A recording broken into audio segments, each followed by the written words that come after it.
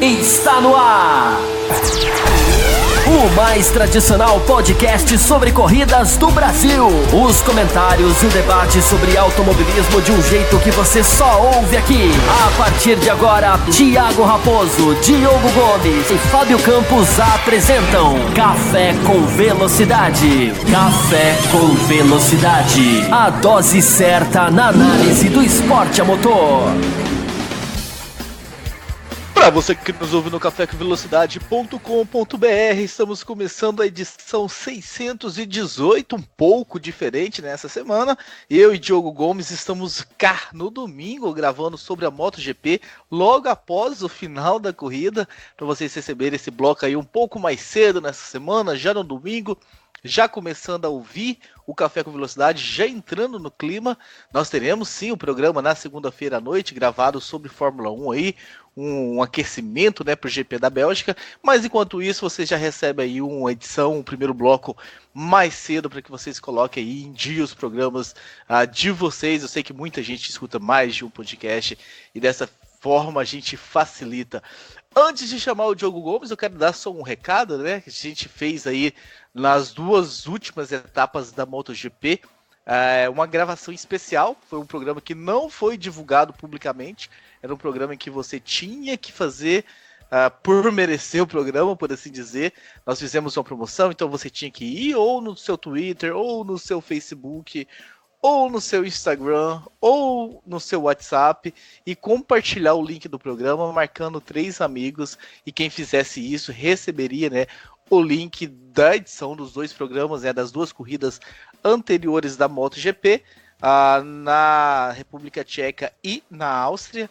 Se você não participou dessa promoção por algum motivo, ouviu o programa e esqueceu de participar, ou se você está chegando aqui no programa agora pela primeira vez e de repente quer receber, tá valendo ainda. É só você fazer o que precisa ser feito. No Twitter é muito fácil da gente monitorar, porque aparece lá e tudo. No Facebook não é tão simples assim, nem no Instagram, porque no Facebook, se você coloca lá suas publicações como não visível, assim, para todo mundo e público, a gente não consegue capturar fazendo filtros. Então a gente pede nesses casos que entre em contato com a gente, com print no e-mail, que é o cafécomvelocidade@gmail.com, ou no WhatsApp, para quem tem a gente no WhatsApp, lá nos grupos do Café com Velocidade. Então a promoção segue ainda. Se você não recebeu esses links, está interessado em ouvir a análise que fizemos depois da República Tcheca, que foi a primeira corrida depois do retorno das férias, em que a gente fez aí quase que um apanhado do ano inteiro e tal, e depois da Áustria também. É só fazer e participar da promoção que você vai receber os links. Esse aqui, no pós-Inglaterra, pós-Silverstone, está um programa público, está aberto a todos, então não tem promoção nenhuma. Vocês devem ter percebido que quem está assinando aí o feed recebeu no seu feed, quem entra na página também, quem viu notificação no Facebook, está aberto para todos. Só relembrando então das nossas redes sociais, nós temos uma página e um grupo no Facebook, procurem lá por Café com Velocidade para participar. O nosso Twitter é Café Velocidade, não tem o com. Então @Café Velocidade, tudo junto. Nosso e-mail cafécomvelocidade@gmail.com. Você nos escuta além dos seus agregadores, né? Se você assina aí o cafécomvelocidade.com.br/feed.xml, você também nos escuta tanto no Spotify quanto no Deezer. Agora sim, Diogo Gomes, depois dessa introdução gigantesca, cheia de recados, e aí? Animou-se? Continua-se animado? Como está a tua emoção depois dessa corrida fantástica da MotoGP em Silverstone? Seja muito bem-vindo. Obrigado, Raposo. Olá para você, para todos os ouvintes do Café com Velocidade. Já há um bom tempo é difícil desanimar com a MotoGP, né? Você vê, até hoje a gente não teve exatamente uma corrida meio maluca, aquele padrão MotoGP, com trocas constantes de posições e tudo mais, mas a briga ali na frente entre o Marc Marquez e o Alexin do início, o Alexin ele assumiu a segunda colocação, eu acho que na volta 4 ou volta 5, e lá ele permanece enfrentando o Marquez durante toda a corrida. Quando a gente achou que o Marquez tinha vencido a corrida, o Rins consegue um movimento literalmente na última volta para conseguir passar alguns milésimos, 13 milésimos, se não me engano, na frente do Marques e vencer a corrida. Foi uma corrida um pouco diferente nesse sentido, talvez muito pelas características de Silverstone, né, que é uma pista muito grande, muitas curvas para moto principalmente, mas mesmo assim a gente teve um show e teve uma briga muito interessante na frente, de dois pilotos que conseguiram atacar muito bem, defender muito bem, foi mais uma briga bem bonita. E Diogo Gomes, lá no nós temos, né, um grupo de apoio, né, o apoia.se/Café com Velocidade, o pessoal entra lá e ajuda o podcast, tá, com seus gastos, mensagens e tudo mais, com publicidade. Se você ainda não é um apoiador, entre no apoia.se/Café com Velocidade. Nós temos um grupo no WhatsApp, e eu lancei lá nesse grupo, né, do WhatsApp, que a gente estaria começando a gravar a MotoGP. Que formulação feia de frase é essa? Estaríamos começando a gravar, mas enfim, já foi. E o Nelson Luiz mandou uma pergunta, Diogo Gomes, que eu quero saber de você. Ele diz o seguinte: a Suzuki mostra evolução ou o Rins, que é muito bom mesmo? Nesse ritmo, a montadora pode brigar pelo título no ano que vem? Olha, a Suzuki já vem mostrando evolução há um bom tempo, né? O Rins, ele, querendo ou não, ele vem evoluindo junto com a moto, porque ele não tem tantos anos assim de MotoGP, mas eu colocaria principalmente na questão da evolução da Suzuki como um todo. Você vê que o Mir não correu essa etapa porque está machucado, mas o Mir também vem evoluindo bem, vem avançando bem. A Suzuki, ela tem um grande boom de performance, né? Quando ela tinha o Vinhales, antes do Vinhales fazer a mudança para a Yamaha, depois ela dá uma estabilizada, perde algumas concessões, reganha essas concessões depois, por não conseguir ir constantemente ao pódio, e nos últimos anos ela realmente deu um salto maior, aparecendo em algumas provas, e nesse ano essas aparições elas deixaram de ser tão esporádicas e vêm sendo mais frequentes. Ele até assume a terceira colocação, né, no campeonato. Agora você tem uma escala bem clara de Honda com Marques, Ducati com Dovizioso e Suzuki com Rins. Então o pacote como um todo vem evoluindo bastante. Eu colocaria mais uma evolução natural da Suzuki, que realmente é o que a gente vem vendo ao longo dos anos. Agora não pode ser desmerecido de maneira alguma o trabalho do Rins, né? Porque a maneira como ele conseguiu, que a gente diz, né, na moto, cozinhar o Marc Marques foi muito interessante, porque com 4, 5 voltas pro fim da corrida, dava pra ver que ele tava bem mais rápido, né? Tem até um momento ali que ele, antes da reta Wellington, que ele chegou a olhar para trás para ver se o Vinhales estava se aproximando, né? Ele realmente controlou a coisa muito bem. Achei que ele deixou para atacar um pouco tarde demais. Ele ataca, não consegue ultrapassar, depois ataca novamente, ultrapassa, perde a posição na sequência. E naquela última volta, com toda a aula de defesa, até como eu tuitei, do Marc Marques, que realmente foi muito bonito. Ele soube ser cirúrgico e aproveitar o momento certo ali para vencer a corrida. Então, ele tem um mérito muito grande nessa corrida, mas eu acho que o conjunto como um todo é que vem evoluindo muito bem, e a Suzuki já há um bom tempo vem evoluindo. Não é um trabalho de agora, né? É um trabalho longo, trabalho de investimento já há um bom tempo, construindo seus próprios pilotos. O Alex Rins, ele chega na MotoGP pela Suzuki, né? Ainda como um cara jovem, vindo da Moto2. Então é outro investimento da equipe, né, que agora está se tornando esse piloto, mas lá atrás era só mais um jovem vindo e eles também investiram nele. Então acho que a Suzuki tem bastante méritos nisso, e o Vinhales foi o cara certo para... O Vinhales não, perdão, o Rins foi o cara certo para dar o ponto da vitória. Não, eu concordo com você, é um conjunto aí realmente. A gente tem que lembrar, né, Diogo Gomes, não sei se você concorda comigo, da responsabilidade que a Dorna tem com esse resultado, as regras da MotoGP, que eu vou até passar para você daqui a pouco para você comentar também, que levaram a Suzuki a chegar nesse ponto, né? Porque a MotoGP, para motos que, sei lá, vamos falar entre aspas, que tem um desempenho inferior, ela dá uma série de vantagens para que essas motos possam se desenvolver, que essas motos possam alcançar as equipes lá da frente. A Suzuki recebeu esses benefícios aí, principalmente temporada passada, onde tinha decaído e tal, e precisava se desenvolver. Então tem uma série de benefícios com relação a pneus, a tempo de treinamento, etc e tal. Se você tiver até todos os detalhes, Diogo, eu vou pedir que você repasse as vantagens que essas equipes que estão um pouco atrás têm com relação às equipes lá da frente. A Suzuki soube usar muito bem isso para se desenvolver, conseguiu se desenvolver e tá aí o resultado, né? Uma organização que trabalha para que a gente tenha mais motos andando juntas, motos no mesmo ritmo ou próximos umas das outras, tá aí o resultado. A Suzuki chegando lá na frente, ou a gente vê uma Ducati Forge brigando com uma Honda, a Yamaha daqui a pouco tá chegando também, a gente espera isso. Uma KTM, de repente, vai conseguir também se beneficiar de tudo isso que ela tem de vantagens e vai chegar. É uma diferença, né? A gente tenta não ficar nessa de fazer comparações de MotoGP com Fórmula 1, mas tá aí uma diferença. Na Fórmula 1 praticamente nada é feito para que as equipes do meio para o fim do grid possam se desenvolver para alcançar as equipes lá da frente. A MotoGP trabalha de uma forma diferente. Se você tem um ritmo pior do que as equipes dominantes, você vai ter um pouco mais de vantagem do que as equipes dominantes para que você tenha capacidade de se desenvolver. E o Alex Rins é um ótimo piloto, a gente fala dele, a gente elogia ele desde a Moto2, eu lembro que a gente gravava o Cafeteria, na época que o Rins estava lá na Moto2, a gente falava bastante das qualidades dele, subiu e agora está mostrando aí o piloto que é. Certo, Diogo Gomes? Sem dúvidas, essas regras realmente funcionam.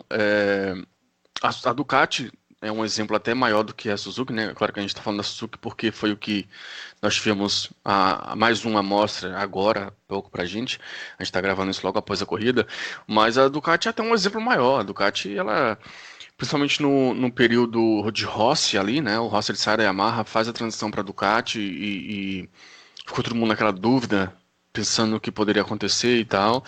E são anos péssimos, né? São anos péssimos. Era o Rossi, tinha o Hayden também, e até pilotos que vieram antes disso sofreram demais com a moto. Era uma moto na época taxada como não tinha solução de maneira alguma para ela. Entram essas regras. A Ducati ganha uma série de concessões porque não conseguia ir para o pódio. Mal conseguia entrar no top 10, né? Que tirar ir para pódio. Então começa a ganhar em cima desse tipo de coisa, tirar essa diferença. E a Ducati ela alcança de fato, há uns 3, 4 anos atrás, ela alcança de fato essas motos da frente e começa a brigar. A gente viu o Dovizioso, por exemplo, participar de todo esse conjunto, né? O Dovizioso ele era da equipe de fábrica, aconteceu na moto da equipe de fábrica da Honda, vai para a antiga Tech 3, que tinha patrocínio da Monster, e ele deixa a Tech 3 para ir para a Ducati, é quando está começando toda essa virada. Tem outros fatores, no caso específico da Ducati, como por exemplo a Audi, né? A Audi, ela, 2013 ou 2014, não recordo agora, ela compra a Ducati, né? A Ducati começa a fazer parte do grupo da Audi e a Audi, enfim, não entra em lugar nenhum para brincar, né? Então teve uma injeção financeira enorme, isso já faz uma diferença, claro, mas essas regras foram essenciais. A Suzuki, ela começa a dar esses passos, porque ela já tinha dado um passo parecido alguns anos atrás, de vencer corrida, de conseguir pódios regulares. Mas com a saída do Viñales, ela meio que perde muito, ainda tinha muito de Viñales ali em cima daquele projeto, e aí ela começa a se reerguer.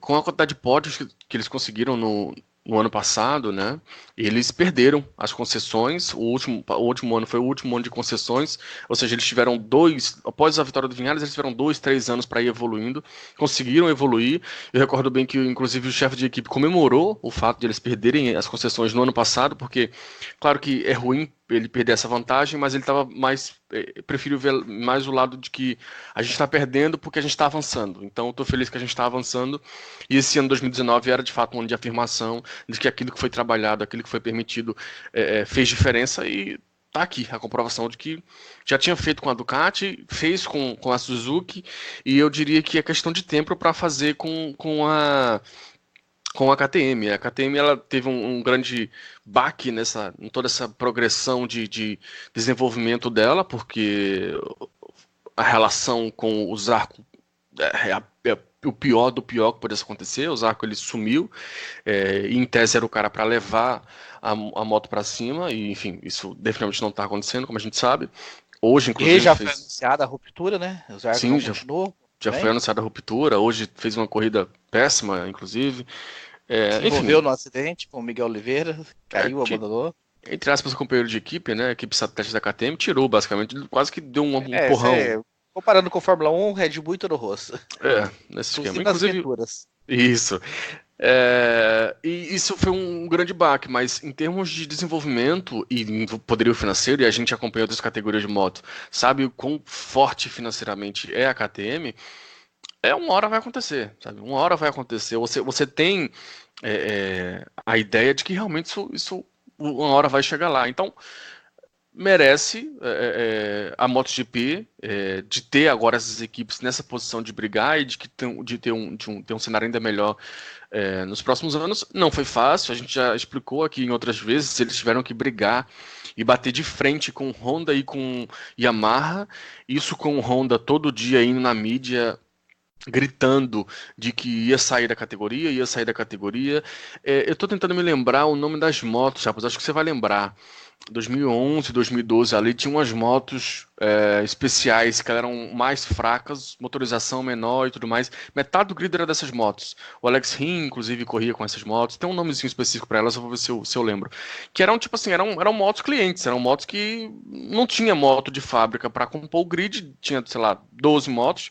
E aí eles botavam algumas motos, entre aspas, de uma categoria menor para correr junto, para poder fazer 16. Mesmo assim, era um grid minúsculo, sabe? E aí é quando tem essa grande mudança que eles falam, beleza, a gente não dá para continuar assim. Não tem como continuar assim. Que, inclusive, já que você falou da Fórmula 1, é muito do momento que a Fórmula 1 vive. E aí eles olham para Honda, olham para Yamaha, enfrentam, correm um perigo enorme de a Honda de fato pular fora da categoria, que seria um desastre inacreditável. Mas conseguem vencer essa briga, digamos assim, abrem concessões, abrem diversas permissões para atrair equipes, né? KTM não tinha plano de entrar, Suzuki não tinha plano de entrar, tudo isso vieram com incentivos e facilitações. E aí elas chegaram, é meio que abrir empresa no Brasil, é tanta burocracia que você anima, mas uma hora você dá para trás. E eles quebraram todo esse processo e deixaram a coisa mais simples para entrar novas equipes. Pegaram meio que o poder para eles, né? Tiraram um pouco do poder das equipes também, mas enfim, foram mudanças complicadas e extremamente difíceis de serem feitas, e foram muito difíceis fazendo a MotoGP, mas que ao longo dos anos vem dando resultado, e toda vez que a gente tem Ducati vencendo bem, que a gente tem Suzuki, por exemplo, como foi o caso de hoje, vencendo ou conseguindo um bom resultado, a gente tem sim que lembrar dessa regra, de toda essa reformulação ideológica que a categoria fez há alguns anos atrás, daqui a pouco completa uma década, e que foi essencial para a gente ter o que a gente tem hoje. As motos eram as CRTs, né? Você estava querendo lembrar o nome? Isso, CRT, que inclusive o Alex Espargaró era o rei da CRT, né? Um cara que ele tinha, pra você ter noção, ouvinte, pra quem acompanha só, sei lá, 2, 3, 4 anos, tinha o campeonato normal e tinha o campeonato das CRTs, que era a galera que ficava tipo 13º pra trás. Já tiveram momentos mais complicados. Mas enfim, como nós falamos, né, o Rins conseguiu então essa vitória, passando o Marques na última curva da última volta. Ali o Marques deu uma saidinha de frente, perdeu um pouco de tração e o Rins aproveitou, jogou por dentro. Mas o Marques, Diogo Gomes, ficou... Se ele já estava com a faca e o queijo nas mãos para o campeonato, eu não sei definir.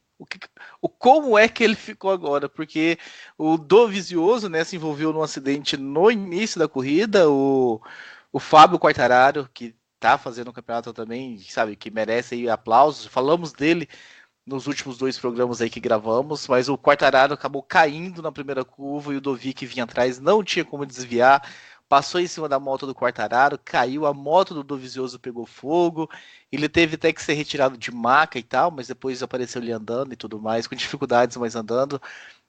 Então tudo indica que está bem, mas abandonou a corrida, permitiu aí que o Marques, com essa segunda colocação, abrisse, né, mais 20 pontos no campeonato. E agora, Diogo Gomes, o Marques tem 250 pontos contra apenas 72 do Dovizioso, são 78 pontos de diferença, são mais de 3 corridas de diferença aí que o Marques de repente poderia abandonar com o Dovizioso vencendo, e mesmo assim o italiano não chegaria no espanhol. Como é que você definiria, o Diogo Gomes, se o Marques estava com a faca e o queijo nas mãos antes dessa prova, agora como é que ele está? Agora ele já tá todo lambuzado de queijo já, ele já até fez o espaço na estante dele lá pro título, pro troféu, né? É só esperar o protocolo do final do ano para botar a taça lá, mas já está tudo prontinho. De fato, são mais de 3 corridas, né? Para não fazer tão assim pontuação friamente, eu gosto de transformar isso em posições. Tipo assim, ele tá uma vitória e uma terceira colocação na frente. E ele tem mais de 3 vitórias na frente, né? Ele pode perder, ele pode cair nas 3 próximas corridas e o Dovizioso ganhar as 3 próximas corridas, que mesmo assim ele vai estar na frente do campeonato. É um absurdo, né? E essa diferença era até maior, né? Porque o Dovizioso ele cai logo na primeira curva.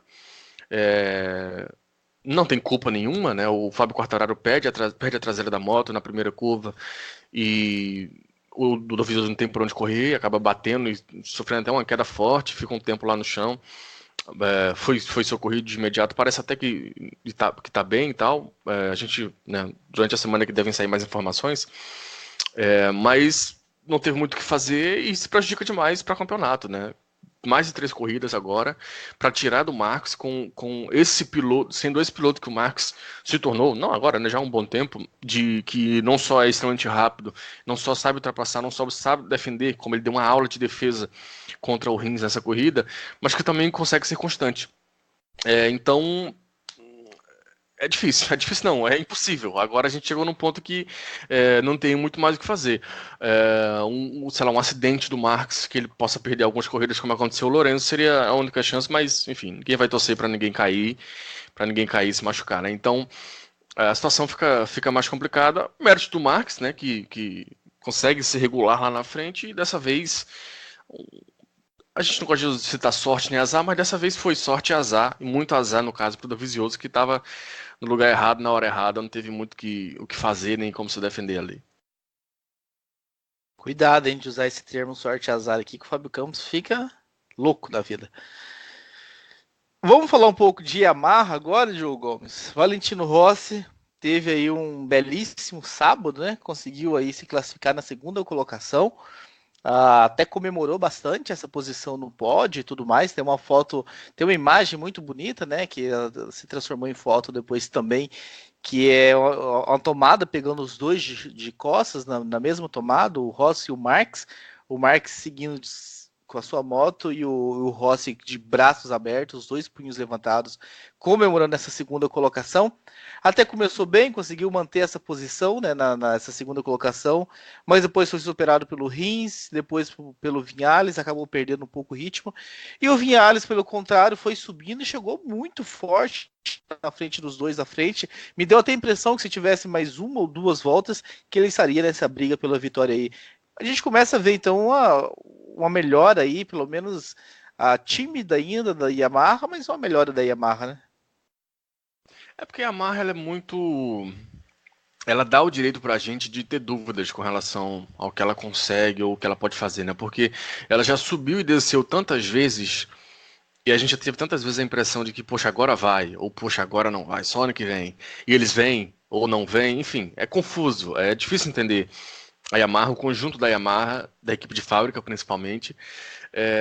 O Viñales, ele já está se caracterizando, não, eu acho que ele já está afirmado como um cara que melhora muito na segunda parte da corrida, né? Ele geralmente não larga bem, e quando larga perde posições na sequência, mas ele sempre vem muito forte para a segunda parte da corrida e dessa vez definitivamente não foi diferente. Claro que a briga do Marx com o Rins ali fez com que eles perdessem um certo tempo, e aí o Viñales, que vinha sozinho de cara pro vento, aproveitou disso para ir descontando, mas no final das contas ele cruzou menos de um segundo atrás do Marx, né? Então ele realmente conseguiu se aproximar bastante. E com todos os movimentos de defesa que o Marx fez nas últimas voltas, mas principalmente na última volta, fazendo as curvas de uma maneira completamente diferente, que é para não dar a menor chance de o Rins jogar a moto. Esse momento, né, do grupo da frente foi se perdendo mais ainda e o Viñales conseguiu descontar mais. Concordo com você, se tivesse mais uma ou duas voltas ali, e na situação que o Marx estava, ou pelo menos que ele aparentou estar, com relação a desgaste de pneus, que parecia ser algo bem sério, eu acho até que se o Viñales de fato conseguisse chegar nele, ele ia ser presa fácil. Mas, enfim, não aconteceu. O Marx calculou, né, tudo certinho para aquele final ali, tanto é que desde a abertura da última volta ele já começa a fazer linhas completamente diferentes para não dar espaço nenhum de o Rins colocar a moto, até fazendo curvas de forma mais lenta, mas realmente ocupando espaço físico para não deixar ele colocar, e ele na última volta dá o X, né? Muito, muito bonito. Mas esse final de semana encaixou mais para Yamaha, a gente não sabe se no próximo final de semana vai encaixar. É difícil ler essa moto. A gente hoje tem mais certeza do que a equipe satélite pode entregar em termos de equipamento, do que o que a equipe principal pode entregar, né, desse casamento piloto-máquina. Dizem que a moto da satélite, ou seja, da Petronas, onde corre o Morbidelli e o Quartararo, é basicamente a mesma moto da equipe de fábrica, com algumas pequenas atualizações a menos. Então a gente só pode concluir que esse casamento de Quartararo com a moto está funcionando muito bem, né? Porque ele nem largou tão bem, em termos de posição de largada, tão bem nessa prova. Na largada em si não foi mal, mas aconteceu um acidente logo no início. Mas o ano dele como um todo, como estreante, e tudo isso faz a gente, sabe, parar e pensar um pouco em como está acontecendo esse casamento de piloto-moto com o Viñales e principalmente com o Rossi. Eu já duvidei tantas vezes do Rossi que eu já não me permito duvidar mais. Eu já apanhei tantas vezes, né, dele, assim, que ele me mostrou que eu estava errado, que eu já não me permito duvidar mais. Mas a maneira como ele foi ficando, e no final das contas terminando 11 segundos atrás do Viñales, é muito marcante. Porque ele larga na frente, ele fica na segunda colocação nas primeiras voltas. Quando ele é ultrapassado pelo Viñales, ele até consegue andar um pouquinho próximo, mas depois ele despenca. O grupo da frente dispara, o Viñales dispara e ele fica 11 segundos atrás de todo mundo. 11 segundos é muita coisa. Para um cara na mesma moto, que estava atrás de você, que largou atrás de você, que fez as primeiras voltas atrás de você, te ultrapassou e subiu, né? E no final das contas ele chegou 2 segundos só na frente do Morbidelli. Mais algumas voltas, talvez o Morbidelli pudesse chegar mais próximo dele, que vinha descontando bastante volta a volta. Então é legal que a Yamaha está lá, está presente. São 3 pilotos e 3 montadores diferentes no pódio. Mas eu repito minhas dúvidas com relação à Yamaha. Não sei se, pelo menos a equipe de fábrica, não faço a menor ideia se na próxima corrida eles vão estar bem de novo, se vão escorregar. É difícil de entender. Próxima corrida, inclusive, né? Grande Prêmio de San Marino no dia 15 de setembro. Restam apenas mais 2 etapas, né? Nessa que a gente chama, né? Antes de eles irem para a fase asiática. Depois eles vão para Aragon, depois eles vão para 4 corridas, né? Lá para o outro lado do mundo. Vão correr na Tailândia, depois no Japão, depois na Austrália, depois em Sepang, e aí voltam para a Espanha para o fechamento do campeonato. Diogo Gomes, quer trazer mais algum destaque que você viu nessa prova, né? Teve uma briga ali que a gente pode citar do Franco Morbidelli com o Cal Crutchlow pela 5ª colocação. O Morbidelli acabou passando, o Morbidelli devendo muito, né, o Diogo Gomes, na temporada, principalmente se a gente começa a olhar para o Quartararo. Na temporada como um todo, sim, sem dúvidas. Nessa corrida até fez uma prova bem interessante, ganhou 2 posições de graça, né, com a saída da frente do Quartararo e do Viñales, mas enfim, é lance de corrida, não se discute isso. Essa corrida foi boa, mas no geral eu acho que ele podia entregar mais, e principalmente a comparação é dura, porque quando a gente fala em estreante da Yamaha, além dele, a gente vai olhar para o Quartararo. E aí, quando você olha para o Quartararo e faz a comparação com ele, fica complicado. O Quartararo está num ano absurdo, né? Num ano de estreante, se você puxar na memória, é um ano de estreante nível Casey Stoner. É algo realmente impressionante. Então, se ele vai conseguir continuar com isso, a gente não sabe. Mas o primeiro ano é algo realmente impressionante, de já chegar marcando pole, de vencer corrida, e, enfim, pódios. É realmente especial que o Quartararo está fazendo. Nessa comparação fica difícil para o Morbidelli, mas eu acho que ele deve conseguir segurar a posição dele na equipe para o próximo ano, e aí talvez com mais tempo ele consiga se desenvolver melhor. Sobre outros destaques que você citou, só citar, claro, o Lorenzo voltando, né? Acabou na 14ª colocação, 56 segundos atrás do vencedor. Ele mesmo falou que já não valia a pena arriscar tanto assim, porque, querendo ou não, apesar de ele estar voltando, ainda existe todo um processo de recuperação. Ele terminou a corrida só à frente do Abraham e do Rabat e Nakagami. Rabat e Nakagami caíram e depois subiram na moto de novo, e o Abraham é só porque ele é horrível, numa moto horrível. Mas fora isso, o Lourenço terminou inclusive na frente de Gintoli, substituindo o Mir na Suzuki, e do nosso querido Sayarin, né, que tá fazendo uma bela hora extra aí na MotoGP. Então, vamos ver como ele consegue, voltando ao 100% fisicamente, como é que ele consegue aparecer nas próximas corridas. A gente vai ter 2 semanas até a próxima corrida, mais 2 semanas para se recuperar. Vamos ver se o físico vai estar melhor, porque essa prova marcou o retorno físico dele, o retorno presencial, eu quero dizer, mas não de fato o Lorenzo ali mostrando alguma coisa. Antes do acidente de Assen, que foi quando ele se quebrou todo, perdeu 4, 5 corridas por conta disso, ele vinha numa evolução muito interessante, né? Porque ele começou o ano assim, no zero, péssimo início de ano, e por volta de Holanda, quando ele consegue começar a mostrar alguma coisa, tem aquela prova na Espanha, em Barcelona, que ele já faz um treino muito interessante, faz uma classificação legal, se não me engano depois cai na corrida, mas ele mostrou que, poxa, teve alguma evolução ali, ele começou a crescer quando tem a queda, então, enfim, vamos ver, ele deve voltar para a Honda no próximo ano, então é muito bom para a gente que gosta de corrida ter o Lorenzo forte, então tomara mesmo que ele consiga voltar. Outro destaque negativo também é o Petrucci, né, que fez uma primeira parte de campeonato muito interessante, mas depois das férias ele não voltou, né? Impressionante como ele não consegue render. Essa foi mais uma corrida extremamente apagado. Se não tivesse acontecido o acidente lá na primeira volta, talvez ele nem tivesse terminado dentro do top 10. Sabe quão mal foi a corrida, sendo que ele está com uma moto de fábrica da Ducati, moto essa com que ele já venceu corrida esse ano, inclusive, conseguiu vários pódios. Eu não me recordo se ele chegou a marcar pole, mas, enfim, vinha classificando bem, vinha numa primeira parte de ano bem interessante, ganhou um contrato novo, enfim, tinha todo um momento ao redor dele ali, e desde que a temporada voltou, pós-férias, ele parou. Impressionante, não tem muita explicação, né, para isso, porque o Dovizioso manteve a sequência de bons desempenhos. O Dovizioso foi segundo na temporada, perdão, na etapa retrasada, venceu a etapa passada, que foi na Áustria, aquela vitória incrível no final, e agora tinha classificado na primeira fila, o próximo disso acabou abandonando. E agora, só para encerrar, até me passou pela cabeça que quando eu falei do Dovizioso, que na última etapa a gente teve o Dovizioso conseguindo aquela vitória linda em cima do Marx, e agora teve o Rins em cima do Marx. O Marx, ele tem que ter cuidado para não se acostumar em perder corrida na última volta, que tá difícil. Até brincaram na transmissão, que é a criptonita do Marx, a última volta. Sobre o Lorenzo, né, um dado aqui que talvez não sirva para nada, mas é um dado estatístico.